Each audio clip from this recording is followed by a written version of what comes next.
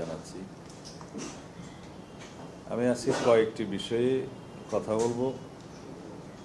প্রথমত, জুলাই জাতীয় সনদ, যেটার খসড়া আমাদের কাছে প্রত্যেক রাজনৈতিক দলের কাছে জাতীয় ঐকমত্য কমিশনের কাছে প্রেরণ করা হয়েছে সেই বিষয়ে, এবং জাতীয় ঐকমত্য কমিশনের যে এই পর্বের আলাপ আলোচনার মধ্য দিয়ে যে সমস্ত বিষয়ে ঐকমত্য প্রতিষ্ঠিত হয়েছে সেই বিষয়গুলো নিয়ে, এবং আরেকটি বিষয় আপনারা জানেন যে আগামী 5 তারিখে মাননীয় প্রধান উপদেষ্টা জুলাই ঘোষণাপত্র পাঠ করবেন মানিক মিয়া বিনিয়োগ।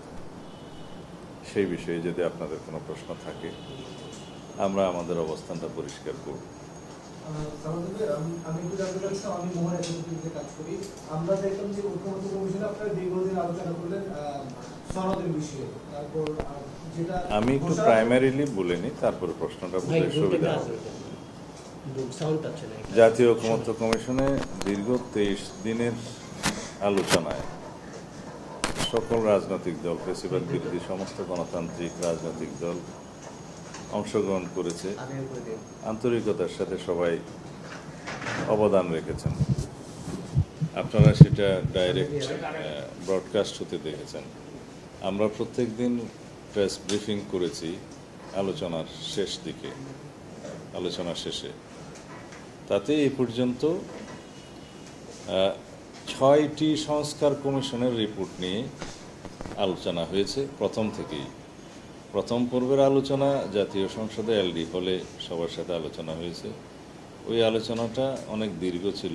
আমরা অনবরত 3 দিন ওখানে গেছি, অন্যান্য দলও প্রত্যেকেই 1 দিন 2 দিন 3 দিন করে ক্ষেত্রমতে প্রয়োজনীয় সময় ধরে আলাপ আলোচনা করেছেন। এটার ইতিহাস আমি বেশি বলবো না।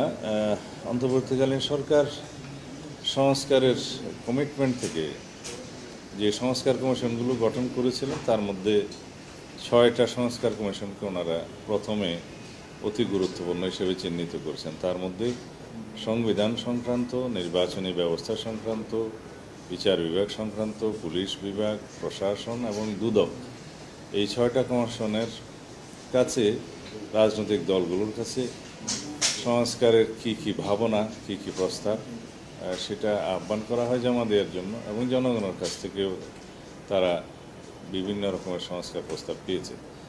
আমরা আমাদের দলের পক্ষ থেকে বিস্তারিত লিখিতভাবে সকল সংস্কার কমিশনের কাছে আমাদের প্রস্তাব প্রেরণ করেছিলাম। তারপরে সেই সংস্কার প্রস্তাব সমূহকে আমলে নিয়ে এবং সমাজের বিভিন্ন শ্রেণী পেশার এবং জনগণের কাছ থেকে বিভিন্ন রকমের সংস্কার প্রস্তাব তারা যেটা পেয়েছেন সেগুলোর উপরে ওনারা চর্চা করে সংস্কার রিপোর্ট প্রণয়ন করে সরকারের কাছে হস্তান্তর করেছেন। পুস্তক আকারে সেটা আমাদের কাছে প্রদান করা হয়েছে, আপনারাও নিশ্চয়ই পেয়ে থাকবেন। সেটা প্রায় সংবিধান সংস্কার সংক্রান্ত রিপোর্টটি 5টা ভলিউমে প্রায় 1000 পৃষ্ঠার মতো হবে। অন্যান্য সংস্কার প্রস্তাবগুলো আমরা একটা খণ্ডেই পেয়েছি। সেগুলোর উপরে আমরা বিস্তারিত চর্চা করে আমাদের দলের পক্ষ থেকে আমরা দফাওয়ারি প্রত্যেকটা সুপারিশের বিপরীতে আমাদের মতামত আমরা প্রেরণ করেছিলাম। তার প্রেক্ষিতে এবং অন্যান্য রাজনৈতিক দলেরও সেই একই রকম তাদের জবাব বা সুপারিশগুলোর বিপরীতে তাদের মতামত তারা জমা দিয়েছে। এগুলো সব কম্পাইল করে তার উপরে আলোচনা করে ওনারা একটা পর্যায়ে দ্বিতীয় পর্বের আলোচনা শুরু করেছেন, এবং সেখানে সংস্কার প্রস্তাবগুলোর সকল প্রস্তাবগুলো নিয়ে আলোচনা হয়নি। মূলত 19টা মৌলিক বিষয় নিয়ে তারা প্রধানত আলোচনা করেছেন। আমার হিসাব মতে সেখানে 20টা হয়, কারণ স্বাধীন পুলিশ কমিশন গঠনের বিষয়টি তারা হয়তো 19টার মধ্যে রাখেননি, সেই হিসাবে ওনারা 19টা চিহ্নিত করেছেন। আর স্বাধীন পুলিশ কমিশন গঠনের বিষয়টা আসলে সংবিধানের অন্তর্ভুক্ত হবে না, আইনের মাধ্যমে হবে, হয়তো সেই জন্য সেটা ওনারা মৌলিক বিষয় হিসাবে নাও দূরে থাকতে পারেন। তবে আমার হিসাব মতে সেটা সহ 20টা হয়। এই 20টা বিষয়ের উপরে আলোচনা আনতে দীর্ঘ আলোচনার পরে আমাদের হিসাব মতে 19টার মধ্যে 7টা মৌলিক সংস্কার বিষয়ে আমরা কিছু কিছু নোট অফ ডিসেন্ট দিয়ে একমত হয়েছি এবং 12টিতে সরাসরি আমরা একমত হয়েছি সংস্কার কমিশনের রিপোর্টে। এই দাঁড়ালো 19টা, তারপরে পুলিশ কমিশনের বিষয়টা তো বললাম, সেটা সহ 20টা। এখন যে 7টিতে আমরা নোট অফ ডিসেন্ট দিয়েছি সেটা খুবই সামান্য মত পার্থক্য। এখানে বলা হয়েছে যদি আমরা ম্যান্ডেট প্রাপ্ত হই তাহলে আমরা এই নোট অফ ডিসেন্ট অনুসারে আমরা আমাদের সংস্কারগুলো সম্পন্ন করব। সেই হিসাবে সকল বিষয়ে ঐকমত্য হয়েছে বলা যায়। হয়তো আমরা একটি বিষয়ে নোট অফ ডিসেন্ট দিয়েছি, হয়তো অন্য একটা দল অন্য একটা বিষয়ে নোট অফ ডিসেন্ট দিয়েছি, সেরকম প্রভিশনটা রাখা হলো আমাদের আলোচনার প্রেক্ষিতে। সেই প্রস্তাবগুলো যখন সাম আপ করা হলো 31শে জুলাই, তার দুই দিন আগে সম্ভবত প্রত্যেক রাজনৈতিক দলের কাছে জাতীয় ঐকমত্য কমিশনের পক্ষ থেকে একটা জুলাই জাতীয় সনদ 2025 খসড়া এই নামে 4 পৃষ্ঠার একটা খসড়া প্রত্যেক রাজনৈতিক দলের কাছে প্রেরণ করা হয়েছে। আমি দেখেছি সেটা পত্রিকাতেও প্রকাশিত হয়ে গেছে, বিভিন্ন সোশ্যাল মিডিয়াতেও দেখেছি। এটা ভালো, যাতে জাতি জানুক যে কি প্রক্রিয়া, কি কি বিষয়ে ঐকমত্য হচ্ছে। কিন্তু এই খসড়া প্রস্তাবে মূলত আমার হাতে আছে, আমি আপনাদেরকে দেখাতে পারি। এই 4 পৃষ্ঠার মধ্যে শেষ পৃষ্ঠাতে আছে 3 নম্বর পৃষ্ঠায় যে সমস্ত প্রতিশ্রুতি অঙ্গীকার প্রদানের জন্য রাজনৈতিক দলগুলোর কাছে আহ্বান করা হয়েছে, সেটা অঙ্গীকারনামাটা 3য় পৃষ্ঠায় আছে এবং 4র্থ পৃষ্ঠায় আছে এখানে দস্তখত বা সই কারা করবেন বিভিন্ন রাজনৈতিক দলের নেতৃবৃন্দ, প্রতিনিধিদের স্বাক্ষর, জাতীয় ঐকমত্য কমিশনের সদস্যদের স্বাক্ষর, সর্বশেষ স্বাক্ষর হচ্ছে জাতীয় ঐকমত্য কমিশনের সভাপতি, অন্তর্বর্তীকালীন সরকারের প্রধান উপদেষ্টার স্বাক্ষর। এই কাগজটা, এই খসড়াটা, তার উপরে কোনো রকমের মতামত আছে কিনা, সংশোধনে আছে কিনা সেটা জানতে চাওয়া হয়েছিল। তা আমি 30 তারিখেই এটা আমাদের পক্ষ থেকে, আমাদের দলের পক্ষ থেকে কিছু শব্দ প্রয়োগ ও বাক্য গঠনের অসামঞ্জস্যতা ছিল, যেগুলো আমরা একটু সংশোধন, ঠিক বলা যাবে না, একটু রিঅ্যারেঞ্জ করে একই বক্তব্যের সাথে আমরা শতভাগ একমত হয়ে সেটা আমাদের প্রস্তাব জাতীয় ঐকমত্য কমিশনের যে প্রেরিত খসড়া তার সাথে শতভাগ একমত হয়ে আমরা আমাদের জবাবটা দিয়েছি। তো বললাম কিছু শব্দ প্রয়োগ এবং বাক্য গঠনের ক্ষেত্রে কিছুটা অসামঞ্জস্যতা ছিল, সেটা আমরা ঠিক করে দিয়েছি। এখন প্রশ্ন আসে এখানে কি আছে। এখানে আছে জুলাই গণ অভ্যুত্থানের প্রেক্ষাপট এবং ঐতিহাসিক পটভূমি 1971 সাল থেকে শুরু করে তারপরে 2024 পর্যন্ত জাতীয় জীবনে সংঘটিত বিভিন্ন রকমের ঐতিহাসিক ঘটনাবলী, এগুলো উল্লেখ করে এবং আওয়ামী স্বৈরাচারী আমলের বিভিন্ন নির্যাতন, নিপীড়ন, অসাংবিধানিক কর্মকাণ্ড এবং স্বৈরাচারী পন্থায় রাষ্ট্র পরিচালনার যে তাদের কর্মকাণ্ড এবং শেষ পর্যন্ত গুম, খুন, নিপীড়ন, নির্যাতন, মামলা হামলার মধ্যে দিয়ে একটা নৈরাজ্যকর ও বিভীষিকাময় ত্রাসের রাজত্ব কায়েম করার যে পরিস্থিতি তারা সৃষ্টি করেছে, এই সমস্ত কিছুর বর্ণনা আছে, যার প্রেক্ষিতে জুলাই গণ অভ্যুত্থান জাতীয় জীবনে সংগঠিত হয়েছে। এগুলো হচ্ছে ঐতিহাসিক পটভূমিকা। তারপরে সংস্কার কমিশন গঠন হলো এই সরকার প্রতিষ্ঠিত হওয়ার পরে। তারপরে সংস্কার কমিশনের কর্মকাণ্ডের মধ্য দিয়ে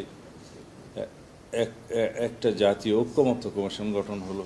জাতীয় ঐকমত্য কমিশনের যে যে কার্যক্রম আমি আগেই বলেছি, কতগুলো বৈঠক হলো, কীভাবে আলোচনা হলো এবং কারা কীভাবে পরামর্শ দিলেন, এইভাবে এই বর্ণনাগুলোর পরে তারা বলছেন যে রাজনৈতিক দলগুলোর সঙ্গে প্রথম পর্যায়ের আলোচনা শেষ করে কমিশন অগ্রাধিকার ও গুরুত্বপূর্ণ বিবেচনায় মোট 20টি বিষয় নিয়ে রাজনৈতিক দলগুলোর সঙ্গে দ্বিতীয় দফা আলোচনায় মিলিত হয়, যেটা 31শে জুলাই সমাপ্ত হয়েছে। এই প্রক্রিয়ার ফলশ্রুতিতে নিম্নলিখিত জুলাই জাতীয় সনদ 2025 রচিত হয়। সেটা ওনারা রচিত হয় লিখে দিয়েছেন, তার মানে যে সমস্ত বিষয়ে ঐকমত্য হয়েছে সেটা এখানে ধারণ করা হবে, সেটা মনে রেখেই তারা বলেছেন। জাতীয় ঐকমত্য কমিশনের উদ্যোগে বিভিন্ন রাজনৈতিক দল ও জোটের পারস্পরিক আলাপ আলোচনার ভিত্তিতে আমরা অংশগ্রহণকারী রাজনৈতিক দল ও জোটের প্রতিনিধিরা স্ব স্ব দলের পক্ষ থেকে বিদ্যমান শাসন ব্যবস্থা তথা সংবিধান, বিচার ব্যবস্থা, নির্বাচন ব্যবস্থা, জনপ্রশাসন, পুলিশি ব্যবস্থা ও দুর্নীতি দমন বিষয়ে নিম্নলিখিত কাঠামোগত আইনি ও প্রাতিষ্ঠানিক পরিবর্তনের ব্যাপারে ঐক্যমত্যে উপনীত হয়েছি এবং এইসব বিষয়সমূহকে একটি জাতীয় সনদে সন্নিবেশিত করতে সম্মত হয়েছি। স্বৈরাচার ও ফ্যাসিবাদ বিরোধী দীর্ঘ 16 বছরের অব্যাহত লড়াই এবং 2024 সালের জুলাই আগস্টে সংগঠিত ছাত্র গণ অভ্যুত্থানের বীর শহীদ ও আহতদের প্রতি গভীর শ্রদ্ধা প্রকাশ এবং উক্ত গণ অভ্যুত্থানে প্রত্যক্ষ ও পরোক্ষভাবে অংশগ্রহণকারীদের প্রতি কৃতজ্ঞতার স্মারক হিসাবে আমরা এই সনদকে জুলাই জাতীয় সনদ 2025 হিসাবে ঘোষণা করছি। এই বক্তব্য জাতীয় ঐকমত্য কমিশন থেকে লিখিত দেয়া হয়েছে, আমরা একমত হয়েছি। এরপরে ঐক্যমত্যে উপনীত হওয়া বিষয়সমূহ যুক্ত থাকবে, যেগুলো ওনারা ঐক্যমত্য হয়েছে আমরা সেটা যুক্ত করবে। তারপরের বিষয়টা খুবই গুরুত্বপূর্ণ। এই অংশে প্রথম পর্বের আলোচনা এবং দ্বিতীয় পর্বের আলোচনা শেষে যেই সকল বিষয়ে ঐক্যমত্য হবে এই সকল বিষয় অন্তর্ভুক্ত থাকবে।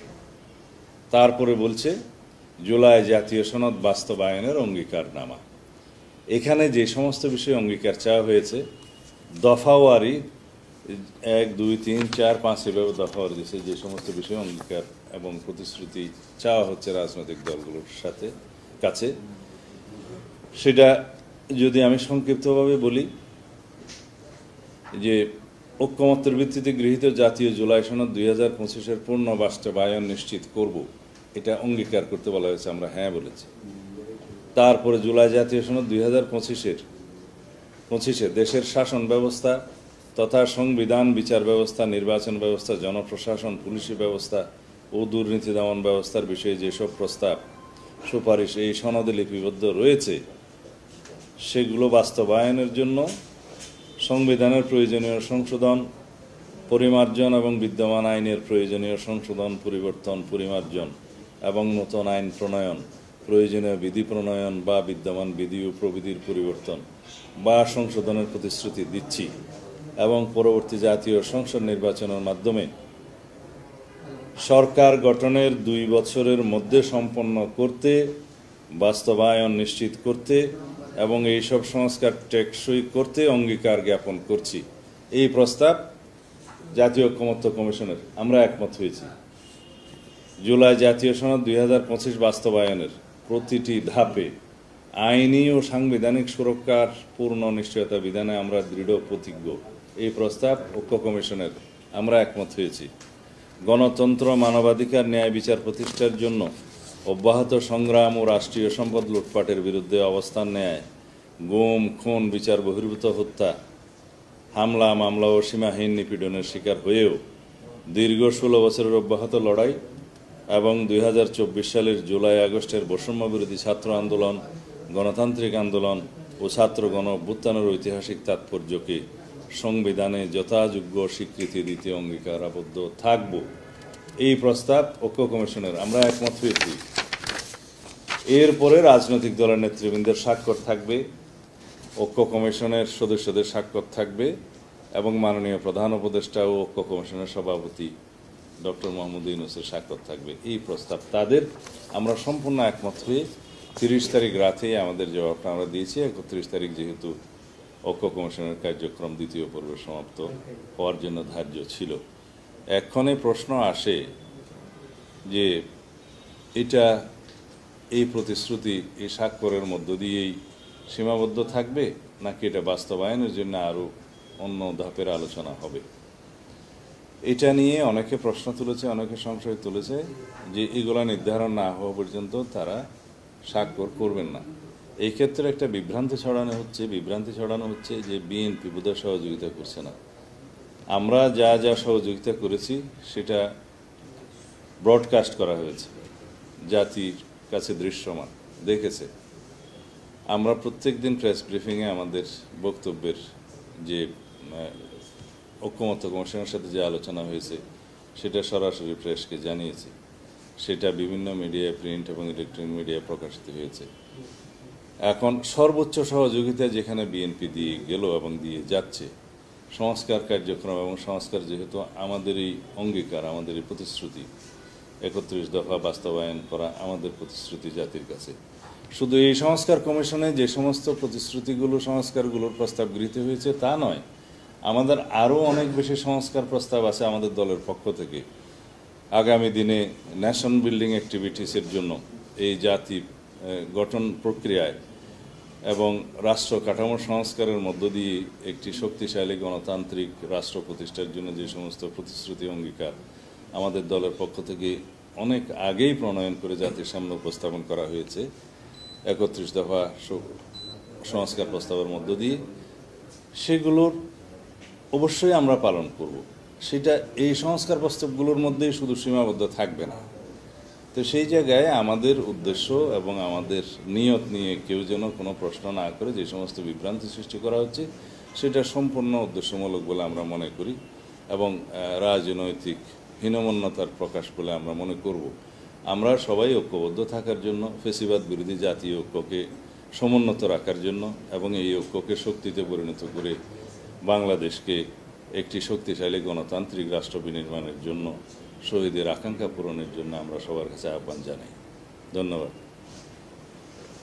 আমাদের একটি প্রশ্ন আছে যে জুলাই সনদ নিয়ে তাহলে কি রাজনৈতিক, এই যে বলা হচ্ছে যে বিএনপি একমত না, এখানে কি একটা রাজনৈতিক কৌশল হিসেবে কেউ নেওয়া হচ্ছে? অন্য যারা আছেন, যারা এটি প্রচার করছেন, তারা এইভাবে দেখছেন কিনা? এবং জাতীয় নাগরিক পার্টি এনসিপির আহ্বায়ক গত পরশুদিন সংবাদ সম্মেলনে বলেছেন যে সংস্কার তারা আসলে নির্বাচিত কোনো দলের হাতেও ছাড়বেন না। সংস্কারের যে গণঅভ্যুত্থানে তারা প্রতিনিধিত্ব করেছেন, সেখানে তারা এটি নির্বাচিত দলের হাতেও ছাড়তে চান না। এই বিষয়টিকে আসলে কিভাবে দেখেন? এটা তাদের রাজনৈতিক অনভিজ্ঞতা থেকে হয়তো অনেক কথা তারা বলতে পারেন, কিন্তু আমরা বাংলাদেশ জাতীয়তাবাদী দল সরকার পরিচালনায়, বিরোধী দলে থাকার এবং রাষ্ট্র পরিচালনায় দীর্ঘদিনের রাজনৈতিক অভিজ্ঞতায় আমাদের যে বক্তব্য, আমরা সেইভাবেই সেটা বাস্তবায়নের জন্য আমরা অঙ্গীকারাবদ্ধ হয়েছি, প্রতিশ্রুতিবদ্ধ হয়েছি। যে প্রস্তাব ঐক্য কমিশন থেকে দেয়া হয়েছে, এখন অন্য কোনো রাজনৈতিক দল যদি ভিন্ন কোনো বক্তব্য থাকে, তারা সেটা ঐক্য কমিশনের কাছে দিতেই পারে, সেটা তারা আলোচনা করতে পারে। সেই আলোচনায় যদি আমাদেরকে অংশগ্রহণের জন্য আহ্বান জানানো হয়, আমরা যেতে পারি। তবে এখানে কোনো অবাস্তব এবং অলীক প্রক্রিয়ার কথা যদি বলা হয়, তাতে করে আমাদের মনে হবে, হতে পারে যে তাহলে কি নির্বাচনকে বিলম্বিত করার জন্য কোনো রকমের উদ্দেশ্য আছে কিনা সকল প্রস্তাবের মধ্যে। কারণ নির্বাচিত সরকারের কাছে যদি এই প্রতিশ্রুতি বাস্তবায়নের দায়িত্ব না দেয়া হয়, তাহলে কাকে দেয়া হবে? অনির্বাচিত সরকারের কাছে? অনির্বাচিত সরকার তো বর্তমানে আছে, এবং যেহেতু জাতীয় ঐক্যমতের ভিত্তিতে এই সরকার গঠিত হয়েছে, সাংবিধানিক প্রক্রিয়া গঠিত হয়েছে, এই সরকার তো এখন সংস্কার প্রস্তাব যেগুলো বাস্তবায়নের দরকার সেটা করে যাচ্ছে। প্রতিনিয়তই আইন মন্ত্রণালয়ের মাধ্যমে আপনারা অর্ডিন্যান্স প্রণীত হতে দেখছেন, সেগুলো তো এই সংস্কার প্রক্রিয়ার অংশ। আমরা যে সমস্ত সংস্কার প্রস্তাবের সাথে একমত, জাতি একমত, সেই সংস্কার প্রস্তাবের মধ্যে শুধুমাত্র সংবিধান সংশোধনের বিষয়গুলো বাদে বাকি সকল সংস্কার প্রস্তাব এখন হয় অর্ডিন্যান্সের মাধ্যমে, অথবা নির্বাহী আদেশের মাধ্যমে, অথবা অফিস আদেশের মাধ্যমে বিভিন্ন প্রক্রিয়ায় বাস্তবায়ন সম্ভব, এবং সেটা বাস্তবায়িত হতে যাচ্ছে, প্রতিনিয়ত বাস্তবায়ন হচ্ছে। তো এই প্রক্রিয়ার বাইরে শুধুমাত্র প্রতিশ্রুত জিনিসটা থাকবে সংবিধান সংশোধনের বিষয়ে। এখন যদি আমরা ধরে নেই যে একটা কাগজিক প্রক্রিয়ায়, কোনো আইনি বৈধ প্রক্রিয়া ছাড়া, জাতীয় সংসদ ছাড়া সংবিধান সংশোধন করা যায়, তাহলে সেটা কোন প্রক্রিয়া সেটা তারাই সাজেস্ট করতে পারে। এখন সেই সাজেশনের সাথে জাতিকে একমত হতে হবে। সেটা যদি কোনো বৈধ প্রক্রিয়া হয়, তাহলে সেটা জাতি মেনে নেবে। আমরা আলাপ আলোচনায় এবং বৈধ প্রক্রিয়া সকল কিছু সম্পন্ন করার পক্ষে। তবে নির্বাচিত জাতীয় সংসদ ছাড়া প্রতিশ্রুত সংবিধান সংশোধনের যে সমস্ত প্রস্তাব ঐক্যমতের ভিত্তিতে গৃহীত হয়েছে, সেটা অন্য কোনো প্রক্রিয়ায় সংশোধন হওয়া বাঞ্ছনীয় নয়। আমরা আপনাদের ঐক্যমত কমিশন যখন চলছিল আমরা তখন জানতাম যে 5 আগস্টের আগে আপনারা এই সনদে সবগুলো রাজনৈতিক দল এবং সরকার কাছে কিন্তু সই হয়ে যায়। আমার প্রথম প্রশ্ন হচ্ছে সই, তাহলে এই সইটা কবে নাগাদ হচ্ছে? বাস্তবায়ন 2 বছর পরে, ওইটা ভিন্ন কথা। সই কবে নাগাদ হচ্ছে? বিএনপি কি চায়? এবং আমরা যে ঘোষণাপত্র দেখছি, যেটা 5 তারিখ ঘোষণা করা হবে, ঘোষণাপত্রে বিএনপি খসড়াতে কি যুক্ত করেছে যদি বলা যায়, এবং সেটা কি সাংবিধানিকভাবে স্বীকৃতি বিএনপি দিতে চায়? দুইটা বিষয় একটু আলাদা করে বলি, কারণ এখানে একটা কনফিউশন সৃষ্টি হয়ে যায়। কারণ একটা নাম হচ্ছে জুলাই ঘোষণাপত্র, যেটা আগামী 5 তারিখ জাতীয় সংসদের দক্ষিণ প্লাজা অথবা মানিক বিন এভিনিউ থেকে ঘোষণা করবেন বলে পত্রিকায় দেখলাম, শোনা যাচ্ছে মাননীয় প্রধান উপদেষ্টা করবেন। সেটা একটু পরে বলি। জাতীয় ঐক্য কমিশনের যে জুলাই জাতীয় সনদের খসড়া আমাদের কাছে দেয়া হয়েছে, সেটা আগামীকালকে যদি আমাদের কাছে প্রেরণ করা, আমরা কালকেই সই করব। যে কোনো মুহূর্তে আমরা সই করতে রাজি, এই বিষয়ে কোনো দ্বিমত নেই। যেগুলো জাতীয় ঐক্যমত্য প্রতিষ্ঠিত হয়েছে যে সমস্ত বিষয়ে, কিছু কিছু বিষয়ে নোট অফ ডিসেন্ট সহ, সেই কাগজ আমাদেরকে যখনই দিবে আমরা তখনই সই করব। সেই অঙ্গীকারনামাটা আমরা দিয়েছি, আমরা প্রেরণ করেছি। এটা নিয়ে কোনো বিভ্রান্তির সুযোগ নেই। দ্বিতীয় হলো বাস্তবায়ন প্রক্রিয়া। সেই বাস্তবায়ন প্রক্রিয়া নিয়ে যদি ওনারা আরও আলাপ আলোচনা করতে চান, কারো কারো প্রস্তাবের প্রেক্ষিতে, কোনো কোনো রাজনৈতিক দলের প্রেক্ষিতে, সেই আলোচনা তো আমরা অংশগ্রহণ করতে পারি। তবে সেটা কোনো বৈধ প্রক্রিয়ায় ছাড়া সংবিধান সংশোধনের যদি কোনো উপায় থাকে, সেটা তারা বলুক। আমরা চাই সমস্ত কিছু আইনানুগ হোক, সাংবিধানিক প্রক্রিয়ায় হোক, নির্বাচিত জনপ্রতিনিধিদের মধ্য দিয়েই হোক। অতীতের যে সমস্ত বিষয়ে আমাদের সামনে নজির হিসেবে উপস্থাপন করেছে, সেটা কতটা বর্তমান প্রেক্ষাপটে জাস্টিফাইড হবে সেটা আমাদের সামনে উপস্থাপন করা হোক। আমরা সমস্ত আলোচনায় অংশগ্রহণ করতে প্রস্তুত আছি। বাংলাদেশ জাতীয়তাবাদী দল জাতির সামনে ঘোষণা করছে এবং পরিষ্কার করছে যে জাতীয় ঐক্যমত্য প্রতিষ্ঠার জন্য এবং সংস্কারের মধ্য দিয়ে একটি শক্তিশালী গণতান্ত্রিক রাষ্ট্র বিনির্মাণের জন্য যে কোনো প্রক্রিয়ার সাথে জাতীয়তাবাদী দল ঐক্যমত পোষণ করবে এবং সকল ধরনের আলোচনায় অংশগ্রহণ করবে।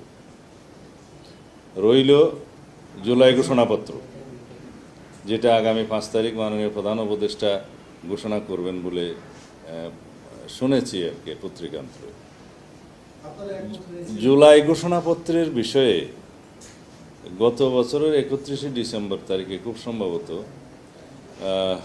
বৈষম্য বিরোধী ছাত্র আন্দোলনের ব্যানারে তারা নিজেরা একটা জুলাই ঘোষণাপত্র উচ্চারণ করতে চেয়েছিলেন শহীদ মিনার থেকে। তার প্রেক্ষিতে মাননীয় প্রধান উপদেষ্টা তাদেরকে বলেছিলেন যে এটা সবাই ঐক্যমতের ভিত্তিতে যদি না করা হয় এটা খণ্ডিত হবে। আমরা তখন বলেছিলাম যে জুলাই ছাত্রগণ অভ্যুত্থানের 5-6 মাস পরে এই জাতীয় একটি ঘোষণাপত্রের প্রয়োজন হলো কেন, এবং সেই ঘোষণাপত্রের সাংবিধানিক গুরুত্ব বা আইনি গুরুত্ব কতটুকু সেটা নির্ধারণ করা। অতি অবশ্যই এই ঘোষণাপত্র রাজনৈতিক দলিল হিসেবে, ঐতিহাসিক দলিল হিসেবে একটি গুরুত্বপূর্ণ দলিল, সেটা জাতীয় আর্কাইভে স্থান পাবে, এ বিষয়ে কোনো সন্দেহ নেই। তার ঐতিহাসিক মূল্য আছে, রাজনৈতিক মূল্য আছে। কিন্তু সরকার মাননীয় প্রধান উপদেষ্টা উদ্যোগ নিয়ে সবার সাথে আলোচনাক্রমে সেই ঘোষণাপত্র রেডি করার জন্য আমাদের কাছেও একটা প্রস্তাব দিয়েছিলেন জানুয়ারির শেষ দিকে এই বছরের।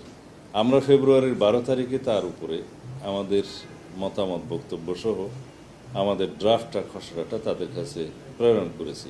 আমি নিজেই গিয়েছিলাম। এরপরে জুলাইয়ের 7 তারিখ পর্যন্ত এই মধ্যবর্তী সময়ে আর কোনো আলাপ আলোচনা তারা করেননি, এর উপরে ফিডব্যাকও দেননি। জুলাই 7 তারিখে সরকারের একজন উপদেষ্টা আমাদের মহাসচিবের সাথে যোগাযোগ করে আরেকটি ড্রাফট দেয়।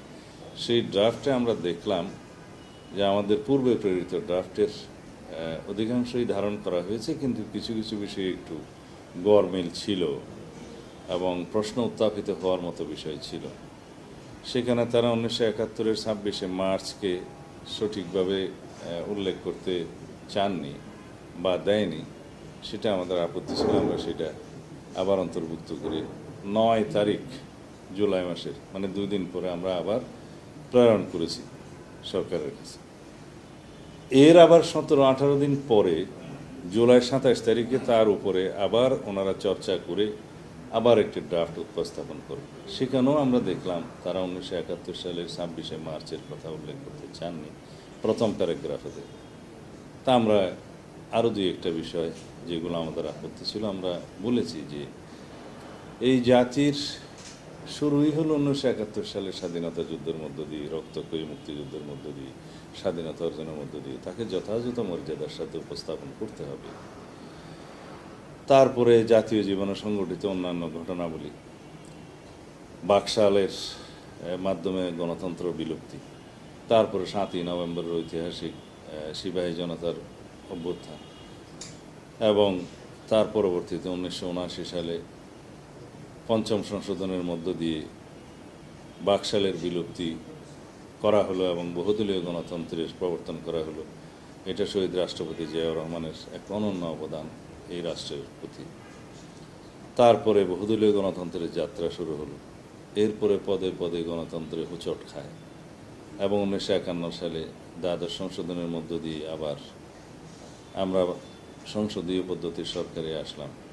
তারপরে আবার 1996 সালে ত্রয়োদশ সংশোধনের মধ্য দিয়ে বাংলাদেশে কেয়ারটেকার সরকার ব্যবস্থা প্রতিষ্ঠিত হয়।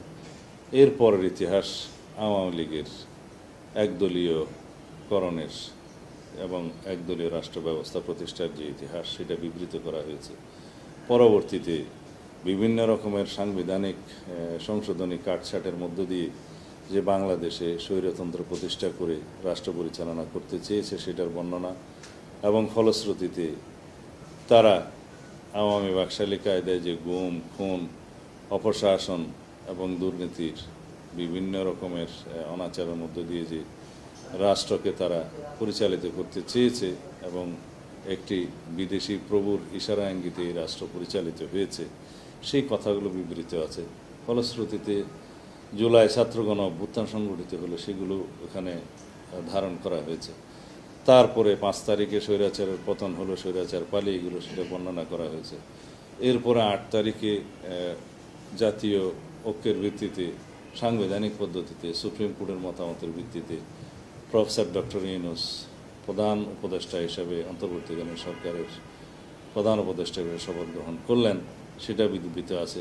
তারপরে জাতির অভিপ্রায় কি, জাতির অভিপ্রায়, বাংলাদেশের জনগণ কি কি অভিপ্রায় প্রকাশ করছে যে একটি স্বাধীন, সার্বভৌম, সাম্যভিত্তিক, মর্যাদা ভিত্তিক, মানবিক মর্যাদা ভিত্তিক, সামাজিক সুবিচার ভিত্তিক রাষ্ট্র প্রতিষ্ঠার জন্য যে সমস্ত সংস্কারের আকাঙ্ক্ষা, সেই আকাঙ্ক্ষাগুলো বিবৃত হয়েছে এবং সেই অভিপ্রায় পূরণের জন্য যে সমস্ত বিষয় এখানে জাতীয় জীবনে সংস্কার করার দরকার সাংবিধানিক আইনিভাবে সেগুলো বর্ণনা করা হয়েছে এবং সেই অভিপ্রায় ব্যক্ত করার মধ্য দিয়ে সেই ঘোষণাপত্রের শেষ ঘোষণাপত্রের সমাপ্তি করা হলো এবং সেই ঘোষণাপত্রকে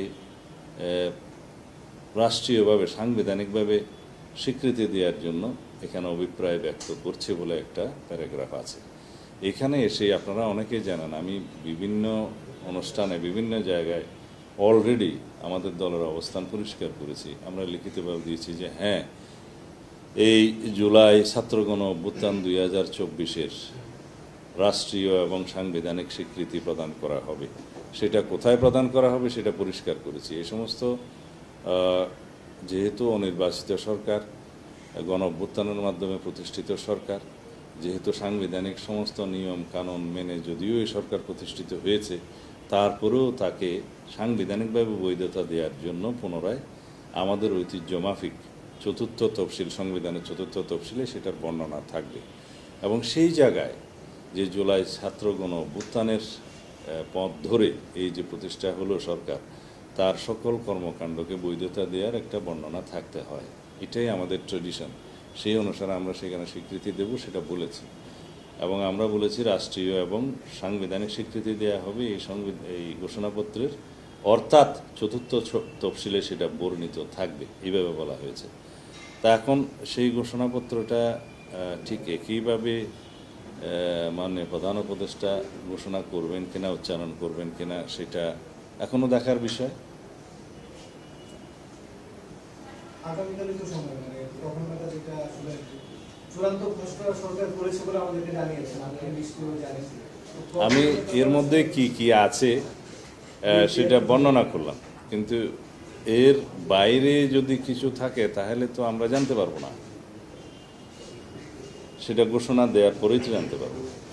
ঘোষণার পরে আপনারা মানে এক ধরনের ডিসিশনে যাবেন, এটা অ্যাকসেপ্ট করবেন বা সেটা আমাদের মতামত আমরা লিখিতভাবে প্রদান করেছি, যেটা আমাদের কাছে চেয়েছে, তাই না? তো সুতরাং আমরা যদি ঘোষণা পরবর্তীতে দেখি তার ব্যত্যয় হয়েছে বা অসামঞ্জস্যপূর্ণ কিছু হয়েছে, সেটা তখন দেখা যাবে, এখনই বলার কিছু নেই। ধন্যবাদ। গতকাল এনসিপি 24 দফার একটা প্রস্তাবনা দিয়েছে, সেখানে সংবিধান সংস্কার ছাড়া বাকি যে প্রস্তাবনাগুলো দেখলাম যে 31 দফার মধ্যেও আছে। এই যে নতুন বাংলাদেশের ইশতেহার, এটিকে আসলে কিভাবে দেখেন? আমি একটু যুক্ত করতে যে ভাইয়ের সাথে সেকেন্ড রিপাবলিক দাবি করেছেন এবং নতুন সংবিধান, সেই বিষয়টা তাকে বিএনপি এগুলো অনেকবার চর্চিত হয়েছে, এই সমস্ত বিষয়ে আমি অনেকবার কথা বলেছি। আমরা একটা রিপাবলিকের মধ্যে আছি। এই রিপাবলিকের গঠন প্রক্রিয়া 1971 সালে রক্তক্ষয়ী মুক্তিযুদ্ধের মধ্য দিয়ে, স্বাধীনতা অর্জনের মধ্য দিয়ে সেটা গঠিত হয়েছে, এবং সেই রিপাবলিকের ধারণার মধ্যে গণতান্ত্রিক প্রক্রিয়া বিভিন্ন সময় বিভিন্নভাবে ক্ষতিগ্রস্ত হয়েছে, হোঁচট খেয়েছে। সেটা আমরা আবার সংস্কার মধ্য দিয়ে এই পর্যন্ত এসেছি। সুতরাং আর একটা রিপাবলিক বলতে তারা কি বোঝান সেটা আমি ঠিক বুঝি না। কারণ এই রিপাবলিক যদি আর একটা নতুন রিপাবলিক হিসেবে ঘোষণা হয়, আমাদের মধ্যে কি এখানে কোনো ম্যাটেরিয়াল চেঞ্জ আসবে? আমরা তো অলরেডি একটা রিপাবলিকের মধ্যে আছি, আমাদের একটা স্টেট আছে, আমাদের একটা রাষ্ট্র আছে, আমাদের একটা সংবিধান আছে। আমাদের এই সংবিধানটা বিভিন্নভাবে রোগাক্রান্ত হয়েছে, আমাদের এই সংবিধানকে অগণতান্ত্রিকভাবে বিভিন্ন সময় সংশোধন করা হয়েছে।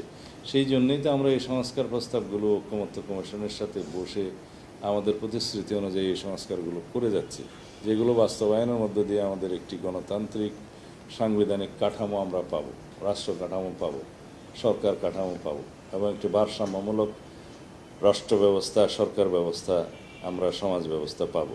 এই জন্যই তো আমরা অঙ্গীকারাবদ্ধ, প্রতিশ্রুতিবদ্ধ। এই জন্যই তো এই প্রতিশ্রুতিগুলো বাস্তবায়নের জন্য আমরা কাজ করছি।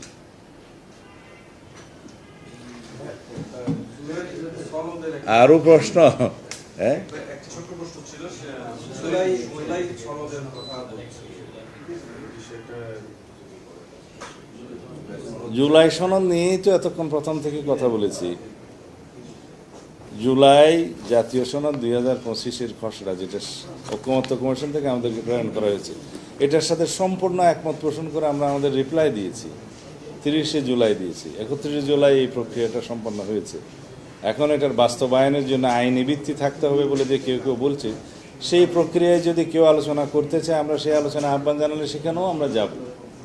কিন্তু আমরা মনে করি এই যে জাতীয় ঐকমত্য কমিশনের মধ্যে জাতীয় ঐকমত্য প্রতিষ্ঠা হয়েছে, যে সমস্ত বিষয়ে প্রতিশ্রুতি, যে সমস্তগুলো অঙ্গীকার হিসাবে আমাদের কাছে চাওয়া হয়েছে এগুলো বাস্তবায়নের জন্য, এইটা আইনের ঊর্ধ্বে। কারণ গণ অভ্যুত্থান কি আইন মেনে হয়েছে? জনগণের অভিপ্রায়, ইচ্ছা অনুসারে হয়েছে। জনগণের চূড়ান্ত অভিপ্রায়ের বহিঃপ্রকাশের নামই হচ্ছে সংবিধান। সংবিধানের প্রস্তাবনা আপনারা দেখবেন, এই সংবিধান জনগণের অভিপ্রায়ের পরম অভিব্যক্তি হিসাবে গঠিত হলো। তো যেখানে জনগণের ঐক্যবদ্ধ অভিপ্রায়ের একটা ঘোষণা এবং অভিপ্রায় প্রতিষ্ঠিত হয়, সেটা আইনের ঊর্ধ্বে। ওইটা সোভরেন একটা বিষয়, সার্বভৌম একটি বিষয়। যেমন আমরা সংসদের হাউসকে, পার্লামেন্টের যে আলোচনার জন্য যেটা বলা হয় হাউস, সেটাকে আমরা সার্বভৌম হিসাবে স্বীকৃতি দিয়েছি বা সংবিধানে দেয়া হয়েছে। কেন দেয়া হয়েছে? কারণ রাষ্ট্রের সকল ক্ষমতা এবং মালিকানা জনগণের হাতে, সেটা আমাদের সংবিধানের 7 অনুচ্ছেদে বলা আছে। এবং সেখানেই বলা হয় যে supremacy of the constitution. In fact constitution তো জনগণের জন্য, এবং জনগণ সেখানে সুপ্রিম অভিপ্রায়, সুভারেন অভিপ্রায় ব্যক্ত করে তাদের নির্বাচিত প্রতিনিধিদের মধ্য দিয়ে।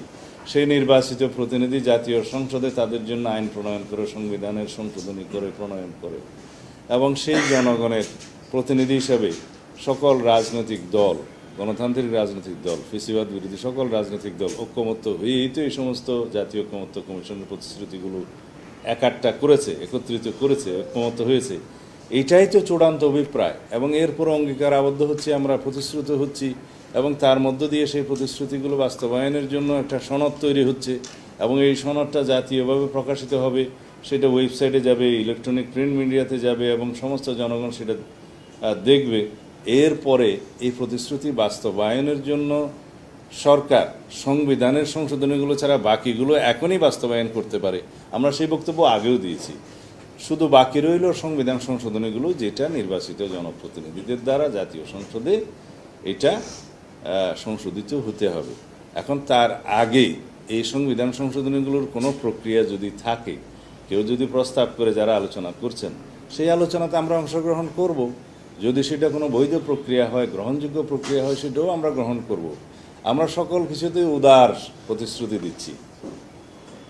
ধন্যবাদ। একটা প্রশ্ন ভাইয়া, জুলাই সনদ এবং জুলাই ঘোষণাপত্র 5 আগস্ট 5টায় যে কণ্ঠস্বর উচ্চারিত হবে, সেখান থেকে নির্বাচন নিয়ে কোনো ইতিবাচক বার্তার প্রত্যাশা করে কিনা কেউ?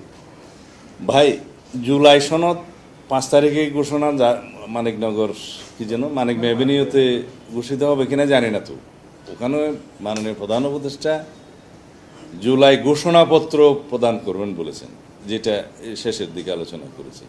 জাতীয় সনদ তো আলাদা জিনিস, জাতীয় ঐক্যমত্য কমিশন কর্তৃক যেটা হয়েছে, সেটা স্বাক্ষরিত হলে সেটা কোন প্রক্রিয়ায় প্রকাশিত হবে বা প্রকাশ করবেন সেটা ওনারা বলবেন। কিন্তু ঘোষণাপত্র যেটা, সেটা তো একটা লিটারেচার। এটা একটা ঘোষণাপত্র জাস্ট জাতির সামনে প্রদান করা। সেটা অনেকেই বলেছেন যে এটা 1 বছর পরে কেন। ঠিক আছে, যদি 1 বছর পরেও এই ঘোষণা পড়তে চান, আমাদের আপত্তি নেই, আমাদের তো মতামত দিয়েছি। কিন্তু নির্বাচনের যে বিষয়টা বললেন, নির্বাচনের বিষয়টা মাননীয় প্রধান উপদেষ্টা যেটা প্রতিশ্রুত মাস আছে, প্রধান উপদেষ্টা কর্তৃক যেটা সম্মত সময় আছে, সেই সময়টা নির্বাচন কমিশনকে যথাযথ প্রক্রিয়ায় প্রধান উপদেষ্টা নিজে এবং তার অথবা তার কার্যালয় থেকে সেই বার্তাটা নির্বাচন কমিশনকে পৌঁছাতে হবে। সেটার জন্য আমরা অপেক্ষা করছি। এটা উনি হয়তো, এখন আপনারা শোনেন, আমরা শুনতে পাচ্ছি বা জানতে পারছি যে মাননীয় প্রধান উপদেষ্টা হয়তো খুব শিগগির, হয়তো 5 তারিখে বা তার আগে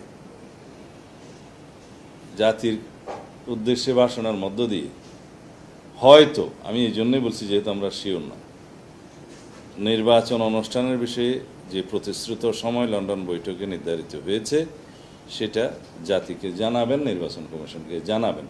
সেটা না জানানো পর্যন্ত অপেক্ষা করব। একটা বিষয়